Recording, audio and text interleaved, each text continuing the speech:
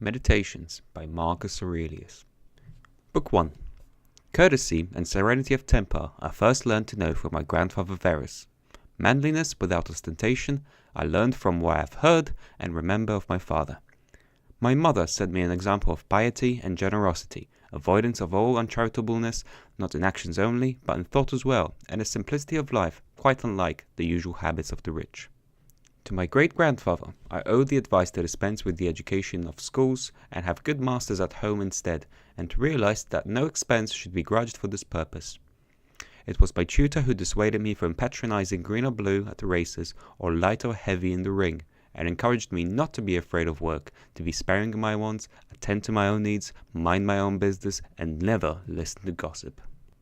Thanks to Diognetus, I learned not to be absorbed in trivial pursuits, to be skeptical of wizards and wonder-workers, with their tales of spells, exorcisms, and the like, to eschew cockfighting and other such distractions, not to resent outspokenness, to familiarize myself with philosophy, beginning with Bacchius and going on to Tandasis and Marcion, to write compositions in my early years, and to be ardent for the plank and skin palette and other rigors of the Greek discipline.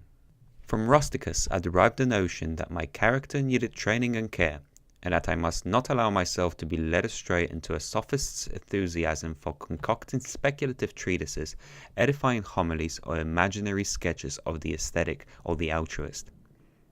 He also taught me to avoid rhetoric, poetry, and verbal conceits, affectations of dress at home, and other such lapses of taste, and to imitate the easy epistolary style of his own letter written at Sinusa to my mother. If anyone, after falling out with me in a moment of temper, showed signs of wanting to make peace again, I was to be ready at once to meet them halfway.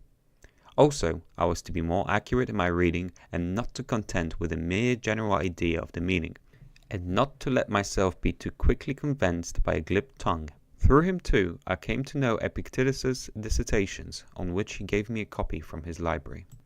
Apollonius impressed on me the need to make decisions for myself instead of depending on the hazards of chance, and never for a moment to leave reason out of sight. He also schooled me to meet spasms of acute pain, the loss of my son, and the tedium of a chronic ailment with the same unaltered composure. He himself was a living proof that the fiercest energy is not incompatible with the ability to relax. His expositions were always a model of clarity, yet he was evidently one who rated practical experience and an aptitude for teaching philosophy as the least of his accomplishments. It was he, moreover, who taught me how to accept the pretended favours of friends without either lowering my own self-respect or giving the impression of an unfeeling indifference. My debts to Sextus include kindliness, how to rule a household with a paternal authority, the real meaning of the natural life, an unself-conscious dignity, an intuitive concern for the interests of one's friends, and a good-natured patience with amateurs and visionaries. The aptness of his courtesy to each individual lent a charm to his society more potent than any flattery, yet at the same time it exacted the complete respect of all present. His manner, too, of determining and systemizing the essential rules of life was as comprehensive as it was methodical. Never displaying a sign of anger, nor any kind of emotion, he was at once entirely imperturbable, and yet full of kindly affection.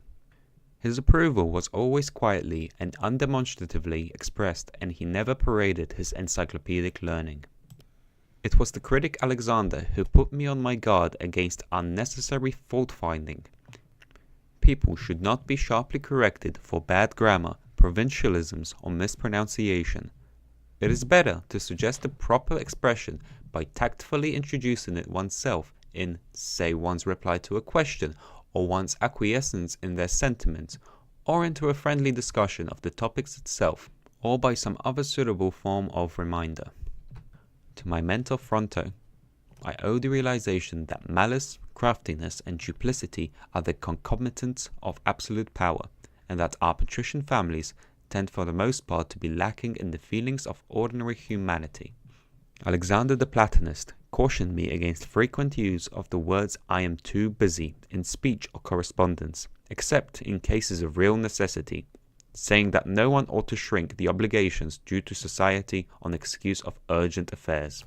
Cadalus the Stoic counseled me never to make light of a friend's rebuke, even when unreasonable, but to do my best to restore myself to his good graces, to speak up readily in commendation of my instructors, as we read in the memoirs of Domitus of Athenodotus, and to cultivate a genuine affection for my children.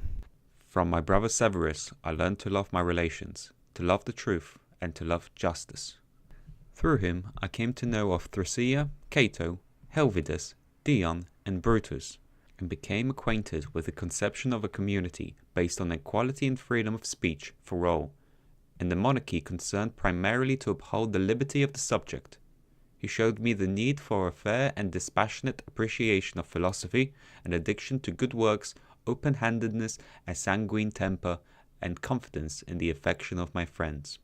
I remember too his forthrightness with those who came under his censure, and his way of leaving his friends in no doubt of his likes and dislikes, but of telling them plainly. Maximus was my model for self-control, fixity of purpose, and cheerfulness under ill health or other misfortunes. His character was an admirable combination of dignity and charm, and all the duties of his station were performed quietly and without fuss. He gave everyone the conviction that he spoke as he believed and acted as he judged right. Bewilderment or timidity were unknown to him. He was never hasty, never dilatory, never found him at a loss. He indulged me neither in despondency nor forced gaiety, nor had anger or jealousy any power over him.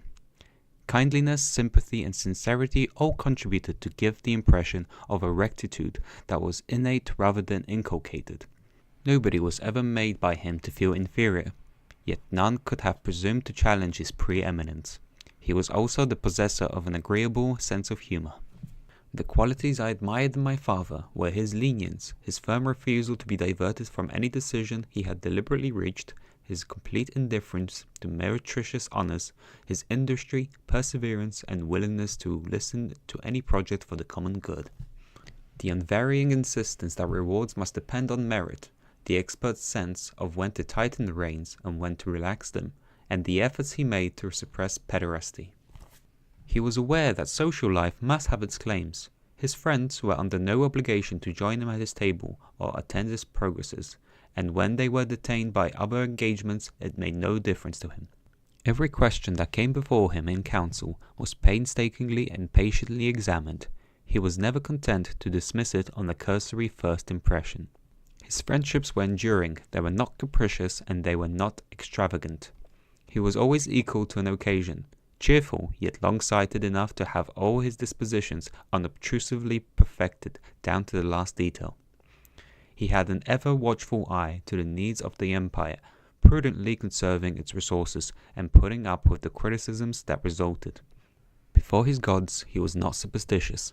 Before his fellow men, he never stooped to bid for popularity or woo the masses, but pursued his own calm and steady way, disdaining anything that savoured of the flashy or newfangled. He accepted without either complacency or compunction such material comforts as fortune had put at his disposal. When they were to hand, he would avail himself of them frankly, but when they were not, he had no regrets. Not a vestige of the causest's squibbling, the lackey's pertness, the pedant's over-scrupulosity could be charged against him. All men recognized in him a mature and finished personality that was impervious to flattery and entirely capable of ruling both himself and others. Moreover, he had a high respect for all genuine philosophers, and though refraining from criticism of the rest, he preferred to dispense with their guidance. In society he was affable and gracious without being fulsome. The care he took of his body was reasonable. There was no solicitous anxiety to prolong its existence or to embellish its appearance, yet he was far from mindful of it, and indeed looked after himself so successfully that he was seldom in need of medical attention, or physic, or liniments. No hint of jealousy showed in his prompt recognition of outstanding abilities, whether in public speaking, law, ethics, or any other department, and he took pains to give each man the chance of earning a reputation in his own field. Though all his actions were guided by a respect for constitutional precedent, he would never go out of his way to court public recognition of this. Again, he disliked restlessness and change, and had a rooted preference for the same places and the same pursuits. After one of his acute spasms of migraine, he would lose no time in taking up his normal duties again, with new vigor and complete command of his powers. His secret and confidential files were not numerous, and the few infrequent items in them referred exclusively to matters of state. He showed good sense and restraint over the exhibition of spectacles, construction of public buildings, distribution of subsidies, and so forth, having always more in view the necessity for the measures themselves than the plaudits they evoked. His baths were not taken at inconvenient hours. He had no mania for building. He was quite uncritical of the food he ate, of the cut and colour of the garments he wore, or of the personableness of those around him. His clothes were sent up from the country seat at Lodium, and most of his things came from Lanavium. His well-known treatment of the apologetic overseer at Tusculum was typical of his whole behaviour, for discourtesy was as foreign to his nature as harshness or bluster. He never grew heated, as the saying is, to sweating point. It was his habit to analyse and weigh every incident, taking his time about it, calmly, methodically, decisively, and consistently. What is recorded by Socrates was no less applicable to him, that he had the ability to allow or deny himself indulgences which most people are as much incapacitated by their weakness from refusing as by their excesses from appreciating. To be thus strong enough to refrain or consent at will argues a consummate and indomitable soul, as Maximus also demonstrated on his sickbed. To the gods I owed good grandparents, good parents, a good sister and teachers, comrades, kinsmen, and friends, good almost without exception, and that I never fell out with any of them, in spite of a temperament that could very well have precipitated something of the sort, had not circumstances providently never combined to put me to the proof. To them, too, I owe it that the responsibility of my grandfather's mistress for my upbringing was brought to an early end, and my innocence persevered, and that I was not impatient to reach manhood, but contented myself with an unhurried development. I thank heaven, also, that under my father the emperor, I was cured of all pomposity and made to realize that life at court can be lived without royal escorts, robes of state, illuminations, statues, and outward splendor of that kind, but that one's manner of life can be reduced almost to the level of a private gentleman's without losing the prestige and authority needful when affairs of state require leadership. The gods too gave me a brother, whose natural qualities were a standing challenge to my own self-discipline, at the same time as his deferential affection warmed my heart, and children who were neither intellectually stunted nor physically misshapen. It was the gods who set a limit to my proficiency in rhetoric, poetry, and other studies that might well have absorbed my time, had I found it less difficult to make progress. They saw to it that at the first opportunity I raised my tutors to such rank and station as I thought they had at heart, instead of putting them off with prospects of later advancement on the plea of their youth. To the gods I owe my acquaintance with Apollonius, Rusticus, and Maximus. To them too my vivid and recurrent visions of the true inwardness of the natural life. Indeed, for their part, the favours, helps, and inspirations I have received leave my failure to attain this natural life without excuse. And if I am still far from the goal, the fault is my own for not paying heed to reminders, nay, the virtual directions which I have had from above.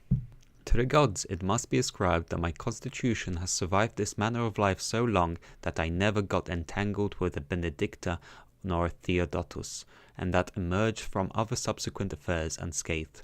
That although Rusticus and I frequently had our differences, I never pushed things to a point I might have regretted, and that the last years of my mother's life before her early death were spent with me.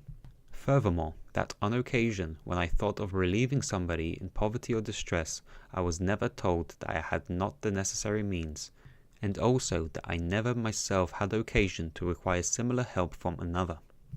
And I must thank heaven for such a wife as mine, so submissive, so loving, and so artless, for an unfailing supply of competent tutors for my children, and for remedies prescribed for me in dreams, especially in cases of blood-spitting and vertigo, as happened in Caetia and Carissa. Finally, that with all my addiction to philosophy, I was yet preserved from either falling a prey to some sophist or spending all my time at a desk poring over textbooks and rules of logic or grinding at natural science. For all these good things, man needs the help of heaven and destiny. Among the Quadi, on the River Gran.